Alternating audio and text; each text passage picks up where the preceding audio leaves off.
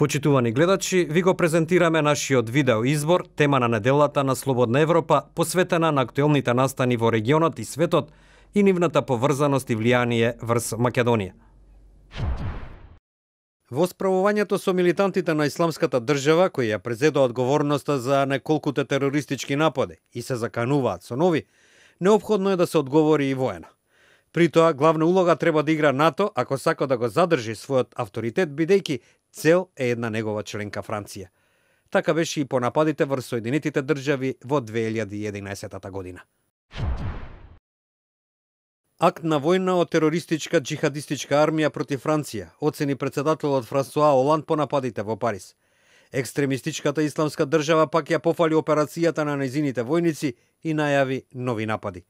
Папата Франциско сегашната состојба ја опиша како дел од мала Трета светска војна. Во Брисел, политичкото седиште на НАТО, со денови влада е вонредна состојба во потрага по осомничени или за спречување нови напади. Алијансата на 28 земји е формирана врз клучниот член 5 од основачкиот акт, дека напад врз една или повеќе членки ќе се смета за напад врз сите членки на НАТО. Овој член беше активиран само еднаш досега, по терористичките напади врз Соединетите држави на 11 септември 2001 година. Прв чекор да се активира тој член е повик на консултативен состанок на амбасадорите во НАТО, кои и онака постојано се во заседавање. Тоа се случи лани по барање на Турција откако Исламската држава изврши напад врз турска територија. На евентуалниот ваков состанок, според некои аналитичари, би можело да се донесе заклучок дека париските напади спаѓаат под членот 5. Со нив кулминира долготрајната хуманитарна криза во Сирија, која го дестабилизира Блискиот Исток и натера милиони луѓе да тргнат во Европа. Постојат оценки дека НАТО не може веќе да се преправа, оти конфликтот не ги погодува основните интереси на алијансата.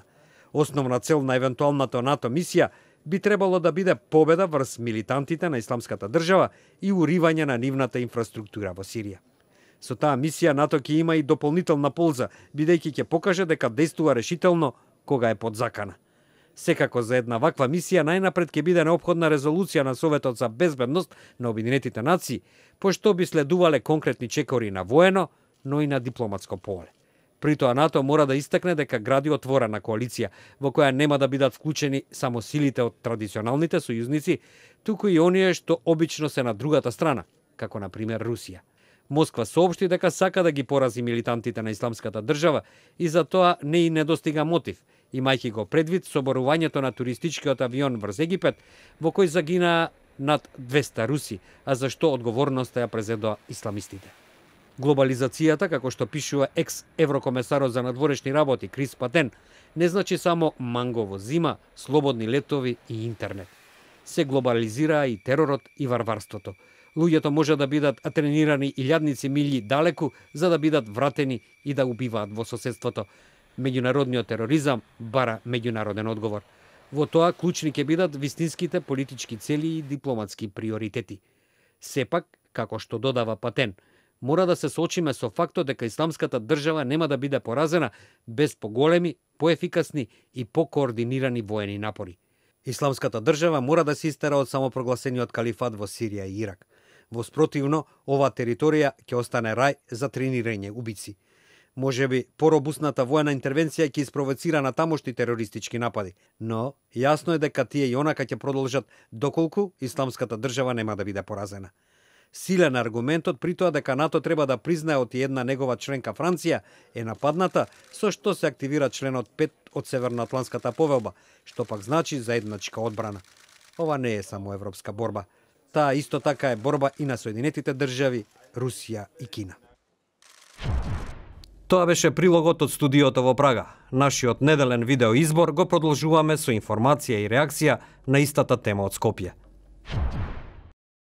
Македонија треба да биде дел од меѓународната коалиција против тероризмот, велат дел од домашните експерти. Токму поради тоа, според нив, внатре во земјава треба да се преземат сите неопходни мерки за спречување на евентуалните закани од радикалниот исламизам. Тоа би одело заедно со НАТО. Господин Рамадани, што може Македонија да направи во таа глобална борба против тероризмот? Пред се на домашен план, но може ли да направи и нешто меѓународно? Мислам дека Република Македонија треба да биде дел од таа коалиција или од тој сојуз, кој понатаму треба да се бори со сите можни средства за разбивање на тероризмот од секаков вид. Што се однесува до Република Македонија внатре, мислам дека добро е што кон Република Македонија нема некоја отворена закана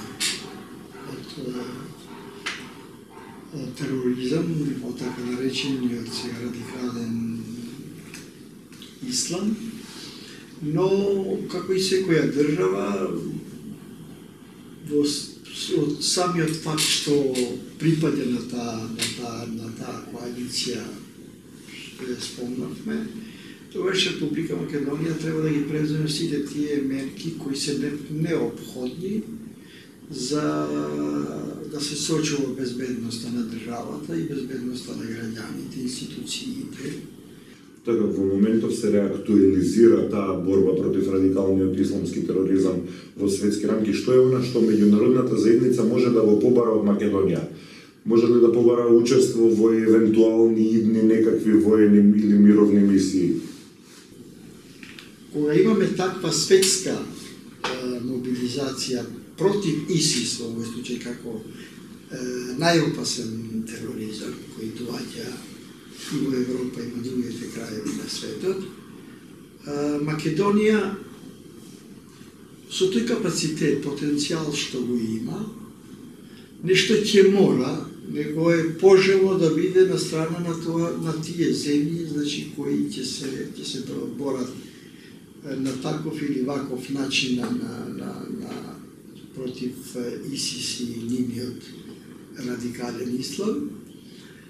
И Македонија може од Македонија понатаму, ако се вклучи НАТО, затоа што има и таква најава, сустано последниот говори на Столтенберг, тогаш како партнер на НАТО, пошто ние веќе сме партнери во НАТО и имаме некои взаемни обврски, тогаш тоа што ќе се побара од Република Македонија, најверојатно Република Македонија треба да биде и да го даде на располагање. Колку учеството во таквите мисии може да ја приближи земјава до НАТО? Дали може и да ги отвори вратите на Македонија за влез во НАТО без решение на споразумето? Тие имат еден заклучок од Букурешт и никако од тоа ниту да кажат, ниту да направат нешто повеќе, дека вие треба само да го решите проблемот со името, со Република Грција и вашата покана за НАТО веќе се отвара тука за една недела, да речеме, пошто неделно тие ги имат средните амбасадорите на земјите на НАТО и партнерите. Но од тоа што можев јас да почувствувам таму, мислам дека постои некое раздвижување. Во однос на тоа раздвижување во тоа што значи вклучување и на дипломатијата на НАТО во проблемот со името и на еден начин да бидат како логистика или во испомош на медијаторот Метју Нимиц, затоа што се чувствува тоа дека и НАТО има потреба веќе да има проширување. Ја следевте видеотемата на неделата на Слободна Европа. Следете не повторно секој петок на нашата интернет страница slobodnaevropa.mk.